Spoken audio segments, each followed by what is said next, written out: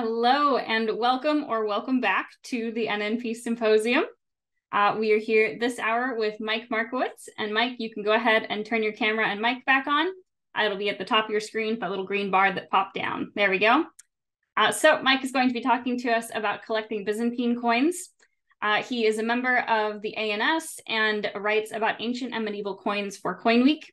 He also has a bachelor's degree in history from the University of Rochester, New York, and a master's in social ecology from the University of California, Irvine. So if I'm guessing most people in attendance have attended a past symposium, but just a reminder for everyone, we will be doing a Q&A at the end. If you have any questions along the way, you're welcome to go ahead and send them in with the Q&A button at the bottom of your screen, but we will read them off and get to them at the end of the presentation, and they will all be read off anonymously. So if that's a concern, no worries. I believe that is all for me. So Mike, I will let you take it away. Thank you very much, Liana.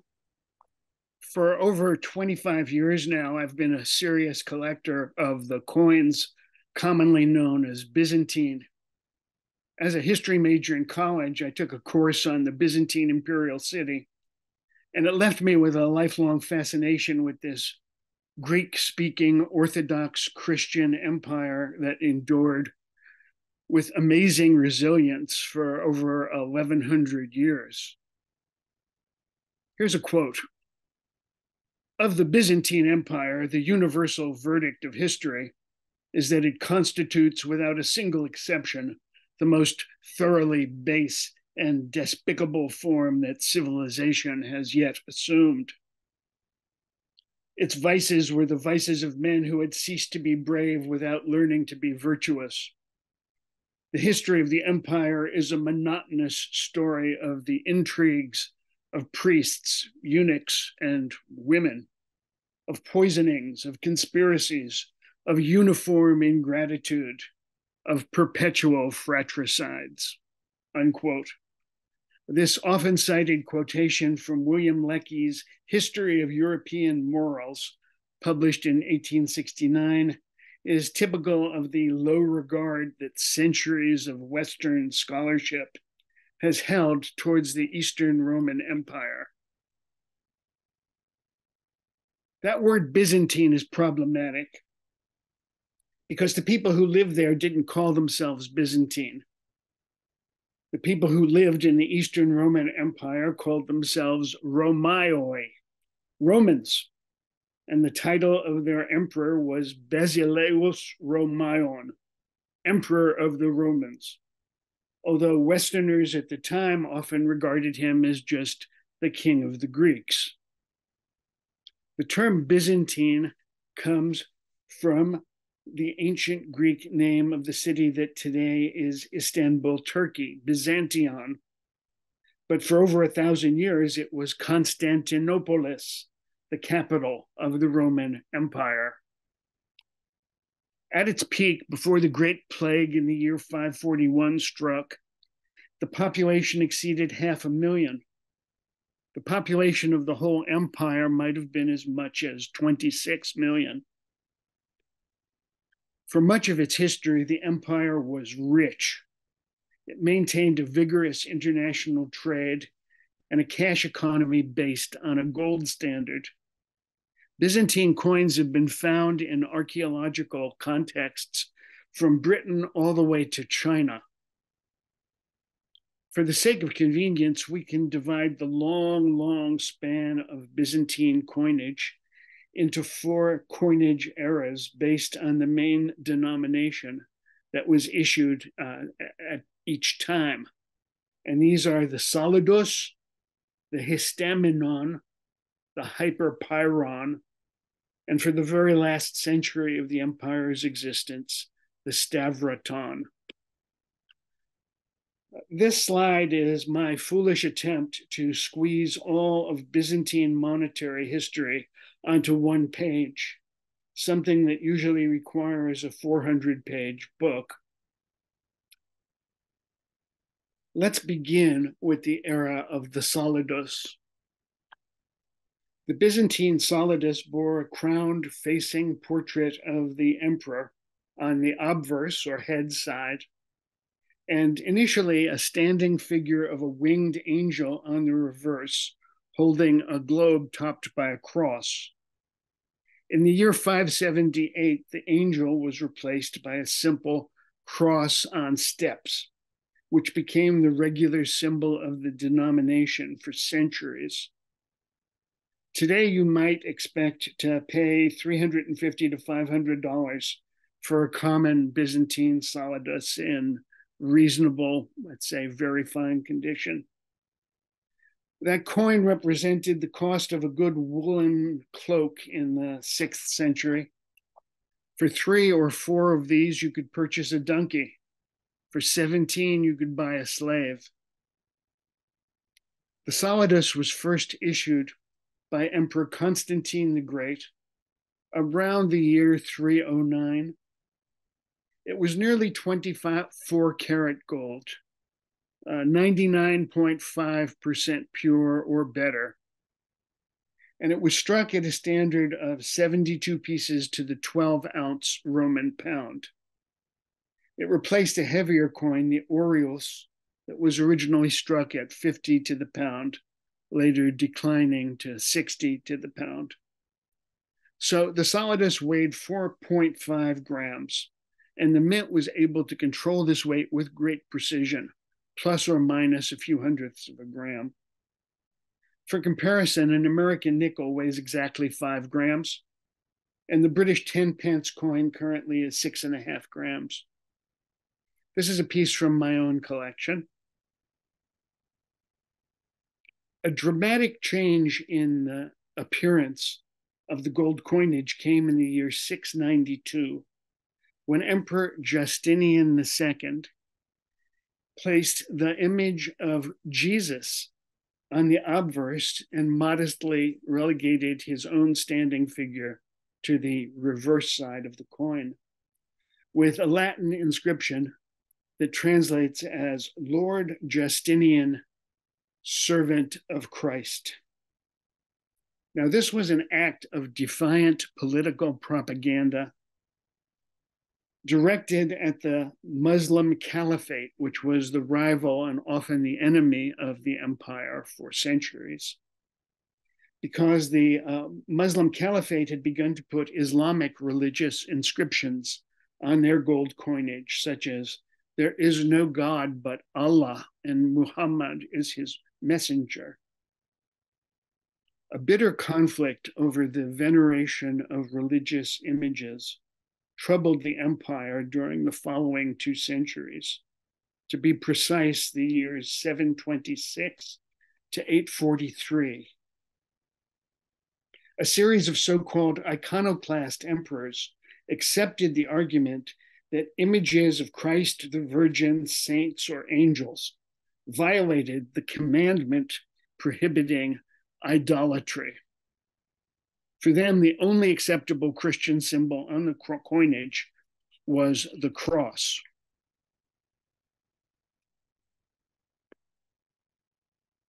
The gold solidus of the Empress Irene is one of the most famous and coveted Byzantine coins. A dealer told me once that if he had 100 of them, he could sell them all in an afternoon. When the Emperor Leo IV died in the year 780, his wife Irene was in her 20s, and his son, the future Constantine VI, was 10. As regent for her young son, she planned to have the boy marry a daughter of Karl, the Frankish king, who would be declared the Western emperor, remembered as Charlemagne, on Christmas in the year 800. Unfortunately, the deal fell through. In 790, Irene tried to depose her son and rule alone, but the army would not allow it. She schemed, she plotted, and finally in 797, she managed a palace coup, and Constantine was blinded, something that made him ineligible for the throne, but it was done so brutally that he soon died. With no co-emperor, Irene placed her own portrait on both sides of the coinage. Heads I win, tails you lose.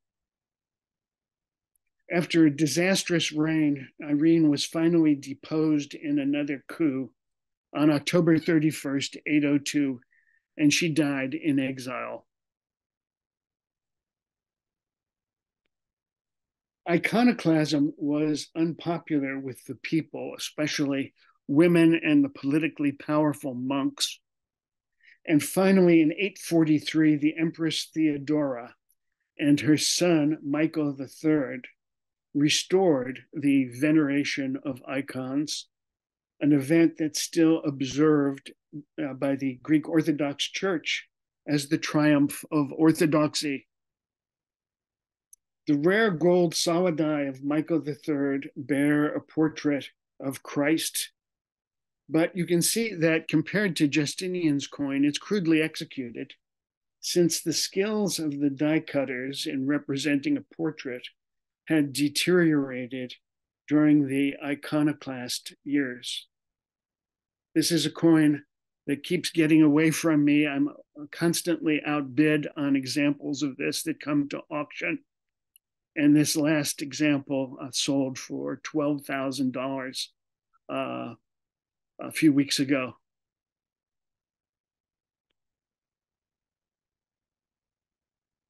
There were two fractions of the gold solidus that were issued in small quantities. The semisis, valued at 1/2 of a solidus, and the tremisis, valued at 1/3 of a solidus. Semises are scarce. Tremises for many reigns are very common.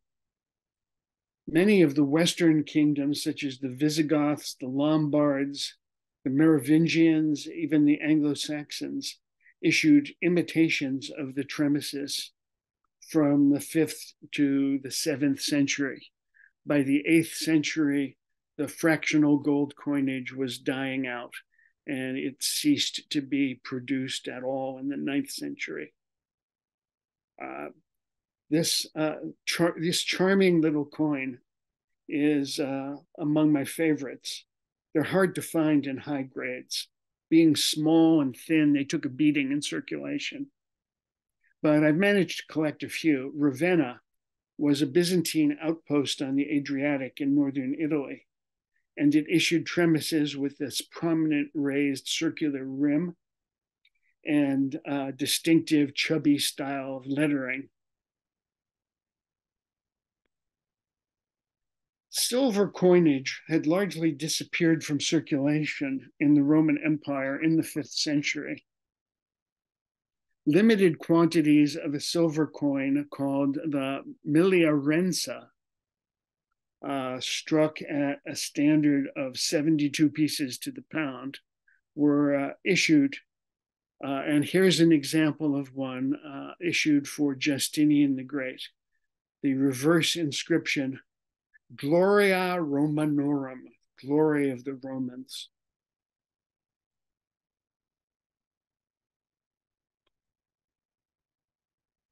Some small ceremonial silver coins were struck, probably to throw to the crowd on festive imperial occasions. They're distinguished by a pair of palm branches flanking the cross on the reverse. And as far as I know, there's never really been a systematic study of these very fascinating and rare coins.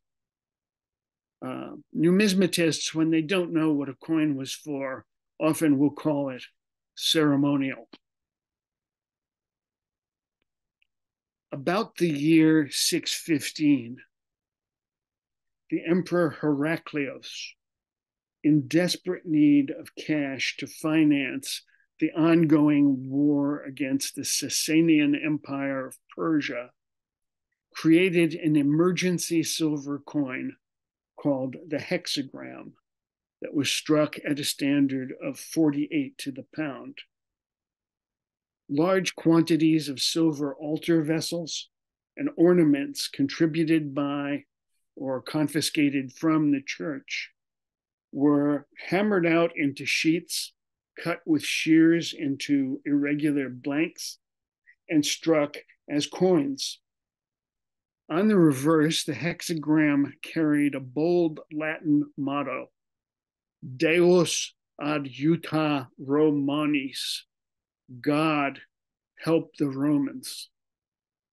And the mark of denomination was a cross on a globe set above 3 steps. On the obverse, seated figures of Heraclius and his son, Heraclius Constantine, appear, surrounded by their name in tiny, right, and often illegible Latin letters.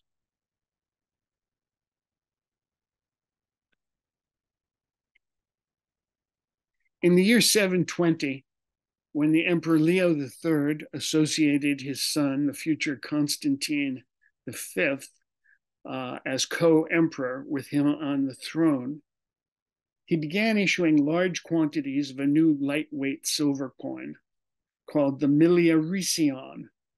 This was struck at a standard of 144 to the pound.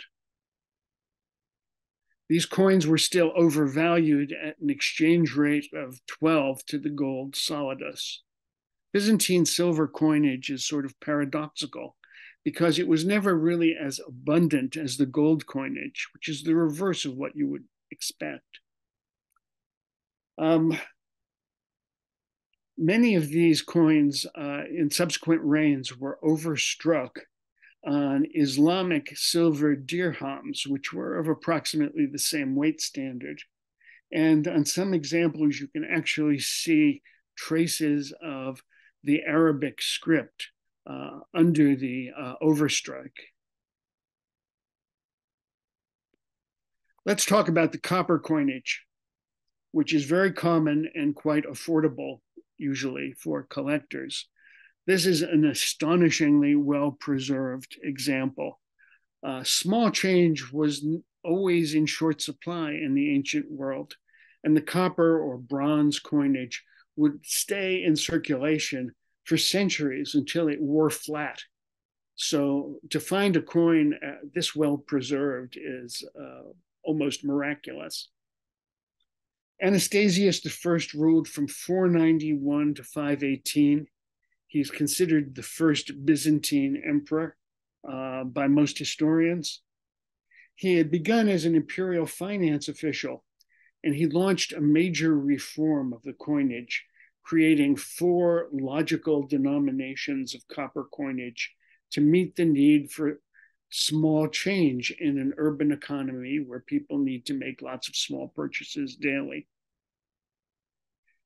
These were valued at 40, 20, 10, and 5 theoretical units called nummi.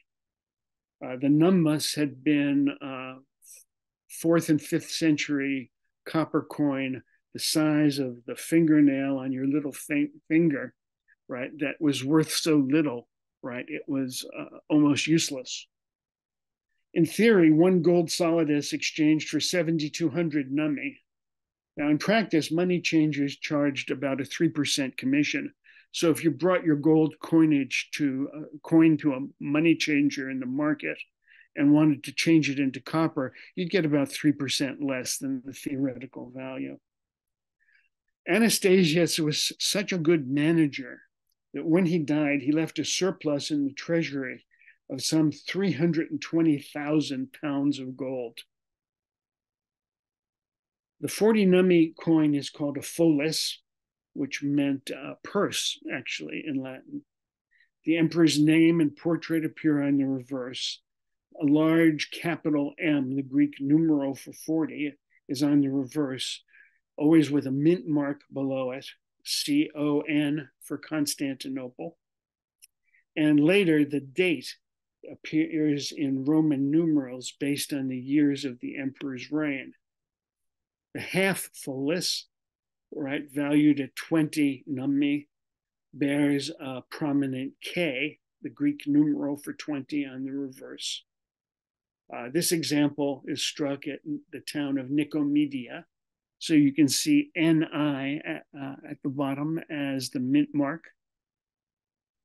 And the year, anno, in the year XV 15. Year 15 of Justinian is 541, 542, the year the Great Plague struck. Right. So if you find a coin struck in that year, don't lick it.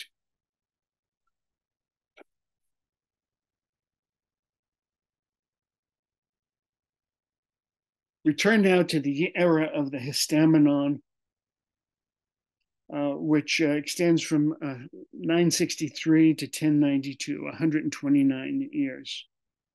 On March 15th, 963, the ineffectual Emperor Romanus II died at the age of just 24, leaving his widow, the beautiful Empress Theophano, who may have poisoned him, to marry a military commander, Nikephoros Phocas, who was duly crowned as emperor. Nikephoros introduced a new gold coin, the tetarteron, which was lighter than the old solidus by a factor of 1/12. The reason for this is still not fully understood. With a weight of a little over 4 grams, the tetarteron matched the Islamic gold dinar, coin that circulated in the territory that Nikephoros had reconquered from the Muslim Caliphate. The solidus continued to be issued, and the two types, the Histamenon and the tetarteron, circulated side by side for another 2 centuries. Histamenon is the Greek word that means standard. Now, the Emperor Michael IV, who ruled from 1034 to 1241, did something that no previous emperor had dared to do. He debased the gold coinage. Michael, called Michael the Paphlagonian, came from a humble peasant family, but his brother John was a palace eunuch who rose to a powerful position in the imperial court. Michael had worked as a money changer and possibly a counterfeiter, and was appointed chamberlain to the Empress Zoe.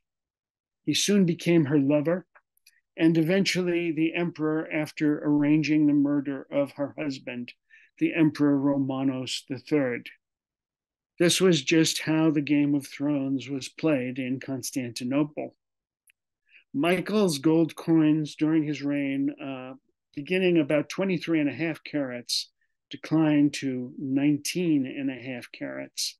That's 81.3% gold by the time that he died in 1041.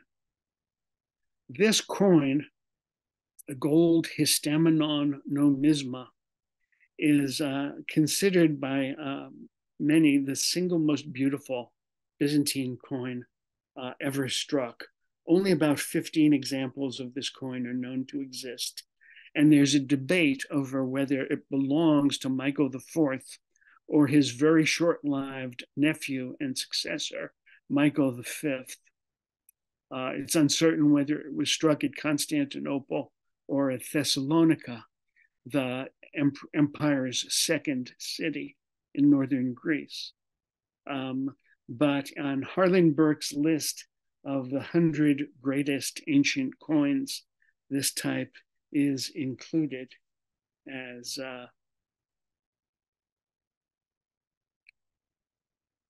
it's also the reverse design, which shows the emperor standing next to the archangel Michael, holding a standard called a labarum between them, was copied on a Danish coin of the Danish king Sven Estridsson, who had served as a mercenary in the Varangian Guard of the Byzantine emperors.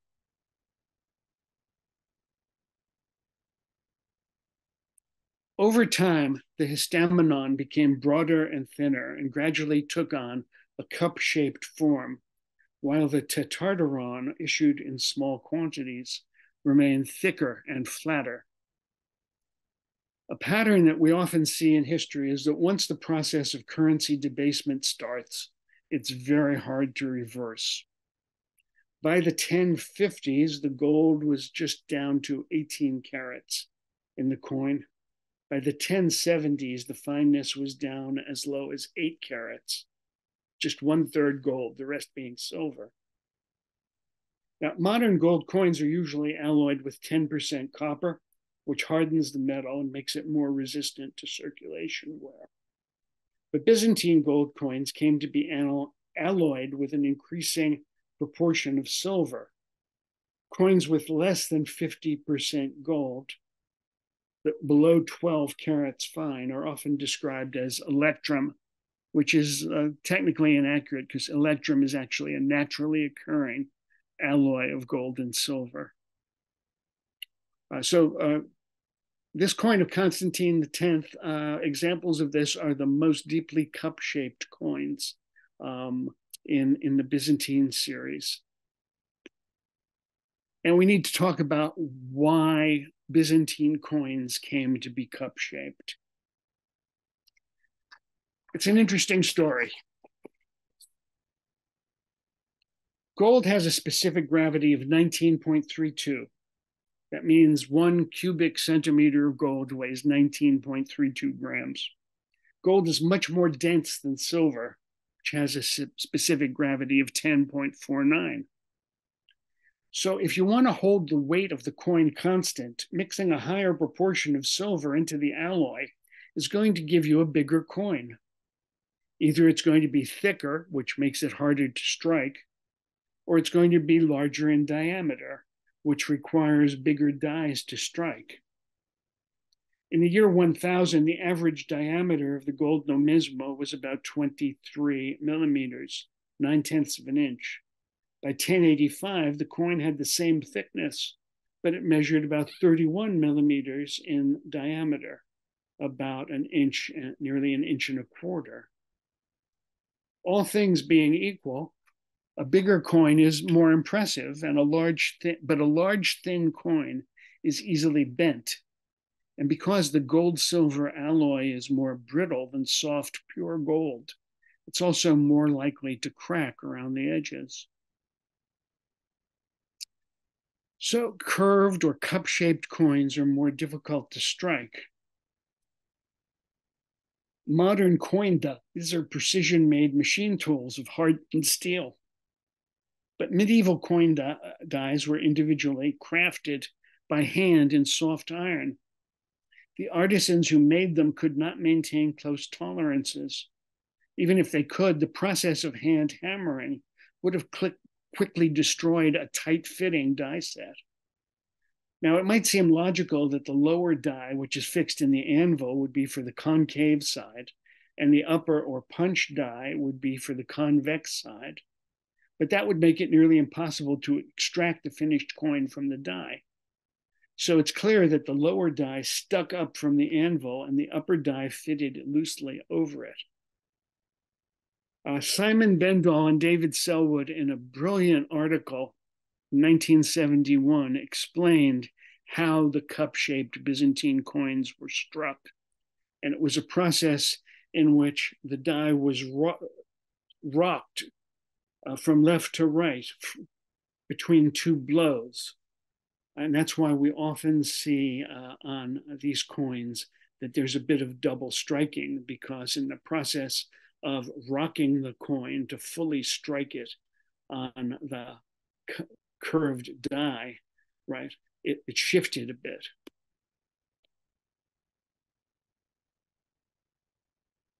This very rare flat tetrarteron is just happens to be at the top of my wish list. I'll probably never be able to afford one because they're quite rare, right? And they command fabulous prices when they come to auction. The reign of Michael VI was just a little bit more than a year, August 21st to August 1056 to August 31st, 1057. And it's a beautiful coin, especially the side with the portrait of the Virgin.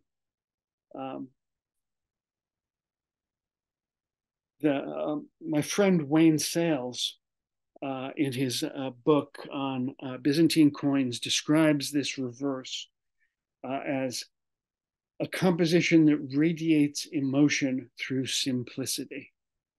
Beautiful, serene image of the Virgin with her hands raised in prayer. In the obverse inscription, Michael describes himself as autocrator. The terms autocrat and despot, autocrator and despotes, right, come to replace basileus as the titles of the emperor during this part of the empire's history. They just mean sole ruler. They don't have the same negative connotation the words autocrat and despot have in English. In the 11th century, two odd silver denominations appeared briefly for a couple of reigns. 1/3 milliricyon and 2/3 milliricyon. These are very scarce. This particular coin in the sale of the famous William Herbert Hunt collection in 1990 brought $495. When it was sold again in 2002, you can see it went for 1,100 Swiss francs, which at that time was about $691. Today, the Swiss franc is $1.11. I checked this morning. Collectors of ancient coins keep track of the Swiss franc because so many of the most important sales are conducted in Switzerland with prices reckoned in CHF, Swiss francs. In the ancient world, and really down until the 19th century, gold and silver were the coinage of the elite and the middle class, but humble copper was the coinage of the common folk.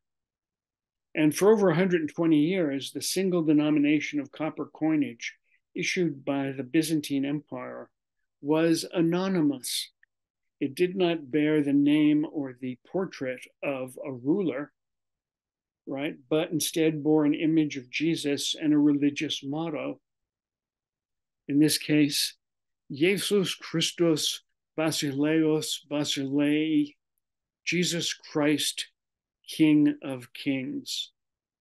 It's the Greek translation of the motto that appeared in Latin on earlier Byzantine coins, Jesus Christ Rex Regnantium, King of those who reign. 15 different types of the anonymous follis are known. They're lettered A through JKLM. Only about 6 are relatively common, with affordable and collectible examples. These coins are often overstruck on earlier types, to find a coin with the nose, which is the part that takes the greatest wear and circulation, fully struck up, is a rare treat. Generations of painstaking research by numismatists have made it possible to reconstruct the sequence of this fascinating series. In 1092, a great reforming emperor, Alexios I, Alexios Komnenos, completely revised the currency, and the copper follis finally disappeared. Which brings us to the era of the hyperpyron.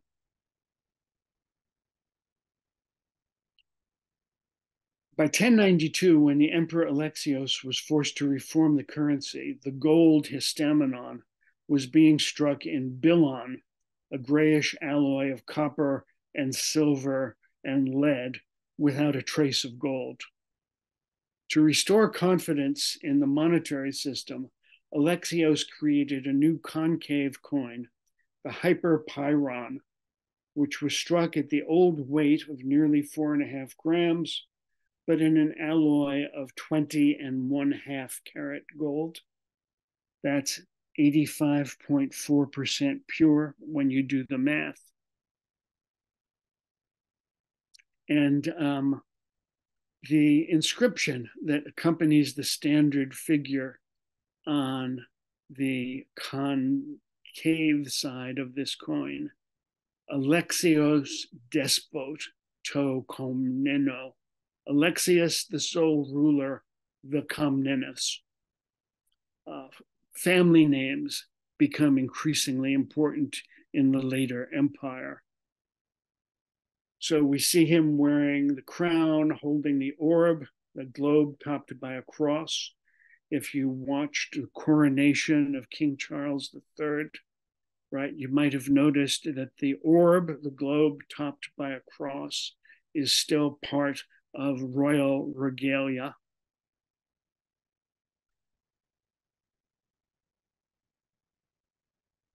So a new denomination called the Aspron Trachy, valued at 1/3 of the gold hyperpyron, was struck in an alloy of 5 or 6 karat gold. So they tend to be silvery or grayish in appearance. And large amounts of small change were struck in an alloy that was just 6 or 7% silver, the rest copper. Those were initially overvalued at 48 to the hyperpyron, but they steadily fell in value over time. This coinage remained basically stable through the 12th century, although the standard of workmanship and design declined steadily.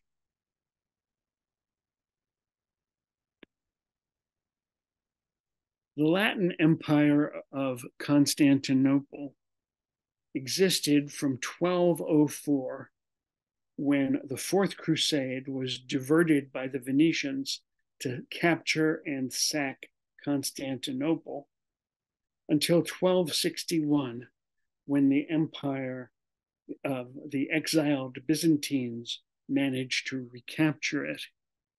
Some of the most beautiful Byzantine objects are preserved today in the treasury of San Marco Cathedral in Venice, because the Venetians looted only the best from Constantinople and took it home. So the 4 or 5 Latin rulers who held the throne in Constantinople during this period issued anonymous coins, right? You can see the weight has declined down to 3.26 grams here on this copper trachy, with an image of Christ on one side and the Archangel Michael on the other.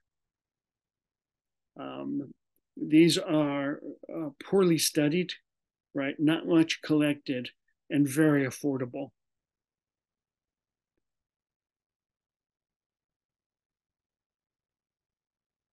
Finally, we've reached the era of the Stavroton, the last century of the empire's existence.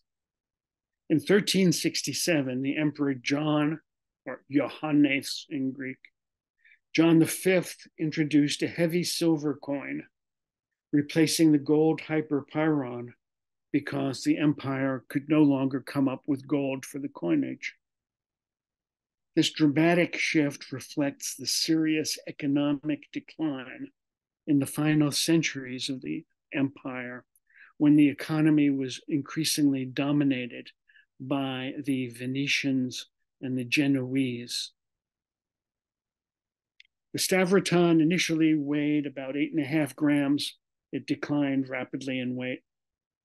One side bears a crude-facing bust of the emperor, surrounded by his titles in 2 circular inscriptions in letters that are nearly illegible. The other side bore a crude-facing image of Christ. Coins of 1/2, 1/4, and 1/8 Stavroton were produced during the last century of the empire's existence. This is about as nice as they come. The British numismatist Simon Mendel wrote, We know from eyewitness or contemporary reports of the siege of Constantinople that Constantine ordered holy vessels to be taken from the churches, melted down, and struck into silver coins to pay the soldiers, the ditch diggers, and the builders engaged in the defense of the city. It's more than likely that these coins would have been 1/8 stavraton, since they would have been used for day-to-day petty transactions during the last days. The 1/8 stavraton in unworn condition and with many die duplicates are prime contenders for being the very last coins struck in the Byzantine Empire. Until 1974, no coins of the very last emperor, Constantine XI Palaiologos, were known to exist. Since then, about 100 in various denominations have turned up. They're badly struck. They're difficult to distinguish from the very similar coins of Constantine's elder brother, John VIII, who ruled from 1425 to 1448. But in Harlan Burke's book, The 100 Greatest Ancient Coins, right, this is the very last entry.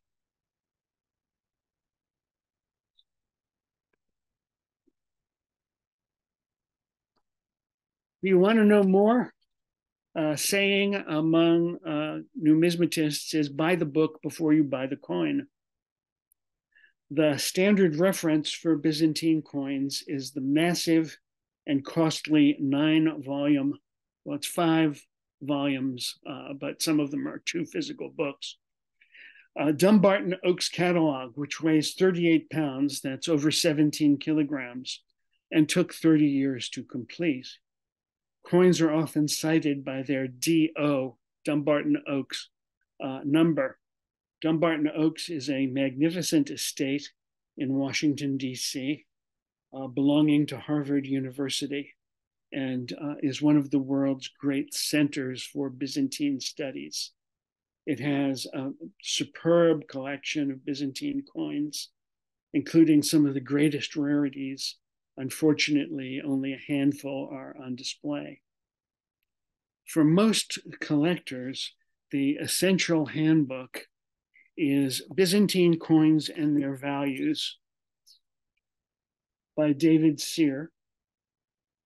The most recent edition, published in 1987, is rather outdated, especially the prices. But in auction sale listings, coins are usually cited by their Sear number, SB 1831, Sear Byzantine, and you can go to that number and find that listing for that coin. For beginners, a very accessible introduction to the subject is the 198-page Ancient Coin Collecting, Volume 5 by Wayne Sales, The Romaion Byzantine Culture, published in 1998 by Krauss.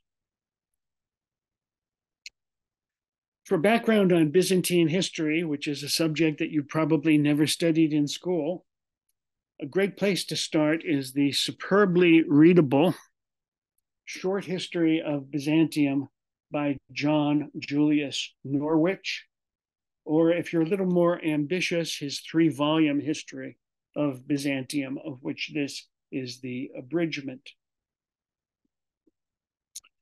Finally, 2 references that I found very useful in my work are the 3-volume Oxford Dictionary of Byzantium, published by Oxford in 1991, and the Palgrave Atlas of Byzantine History by John Halden, published in 2005.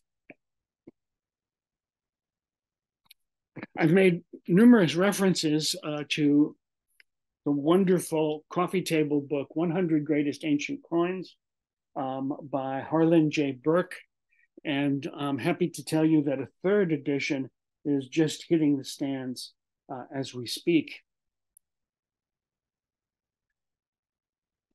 And I should also put in a plug. for the beginner's guide to identifying Byzantine coins by Prue Fitz, published by Spink. And this is really useful if you're trying to identify a coin. On this slide, I have tried foolishly to represent the entire span of Byzantine history and color code it by the 4 eras of Byzantine coinage, right? Listing the emperors and their reigns. And I really did this for my own reference. With that, I'd like to thank you for your kind attention, and I'm happy to answer any questions that you might have. All right. So we do have a few that have already come into the Q&A, so we're going to start with those. And then anyone else that has them, go ahead and send those in, and we'll be working our way down the list. Shall I stop screen sharing? Yeah. Did you have the list of links you wanted to share, or was that? Yes. Okay. I'm just going to bring that up now. Okay. Yeah, we'll go ahead and do that, and then we'll turn off the screen share once people have had a chance to look at those. Stop screen sharing? Or that works. And then if you want to pull up the links, you can go ahead, or we can do that at the end. It's up to you. Okay, here are some links that you might find useful, including the archive of my own articles, which includes many Byzantine topics. From time to time, my articles appear in Coin Week. Okay, we can't currently see your screen. You'll have to start the screen share again with that window pulled up. Yeah. There we go. Okay, now we got it. Okay, the archive of my articles is on academia.edu. Currently about 180 articles on various subjects of ancient coinage. Coin Week is what I write for. Wild Winds is a fascinating site, and it has a listing of all the Byzantine coins in Seer by Seer number, with examples, illustrations, and references to sales. Dumbarton Oaks has a beautifully crafted online catalog of Byzantine coins with gorgeous color illustrations of some of the greatest rarities. The American Numismatic Society in New York City has a large Byzantine department, and you can search their database, again, with almost all the coins well photographed.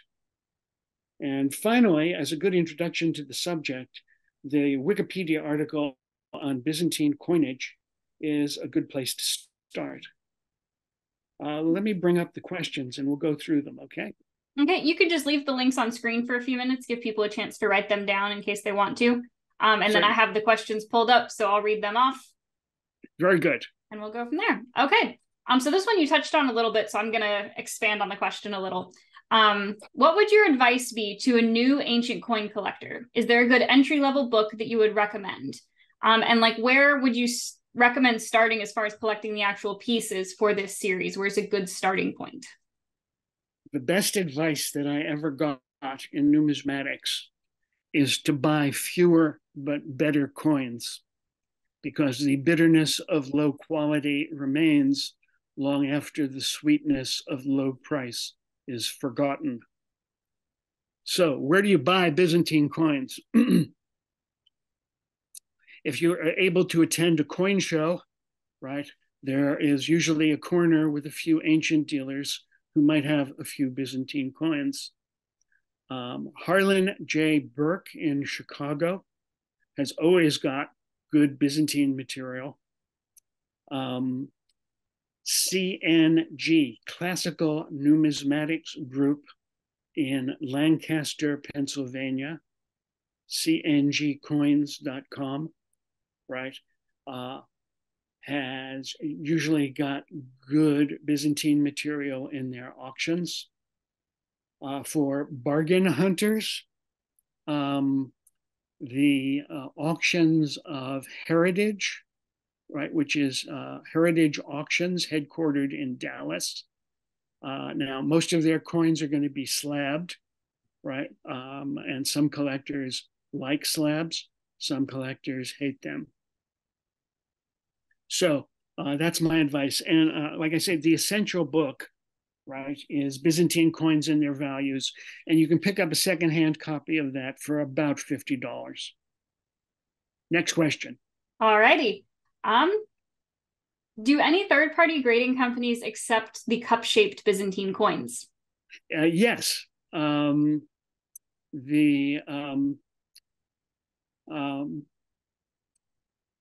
great American numismatist David Vaggi created the slabbing program for ancient coins at NGC, Numismatic Guarantee Corporation. And they have holders that can accommodate cup-shaped coins, and will slab them. All right. How well researched is Byzantine coinage in general? Is there still a lot of research to be done, or is it pretty well documented? Well, as I mentioned with ceremonial silver coins, as far as I know, nobody's ever done a study. If English is the only language you read, right, which is pretty much the case with me, many of the most important reference works on Byzantine coinage are in French and German. Increasingly, a new generation of Greek and Turkish scholars are publishing studies in their own languages, because nobody's asked the question, where do these coins come from? Well, the short answer is they're found in Turkey, in Syria, in Bulgaria, in Romania, to some extent in Greece, not much, actually, but in the territory of the empire. Also Sicily, right, which was held by the Byzantines until the 10th century, right, and had mint at Syracuse, another mint at Catania. Lots of Byzantine coins have been found in Sicily. One of the great thrills of my numismatic life was getting to spend an afternoon inside the coin vault of the Archaeological Museum in Syracuse, Sicily, which has huge hordes of Byzantine coins found locally, just poured out in the display cases. Wow. Awesome. Okay, I'm going to have you go ahead and stop the screen share. I think everyone should have had time to write down those links if you needed them.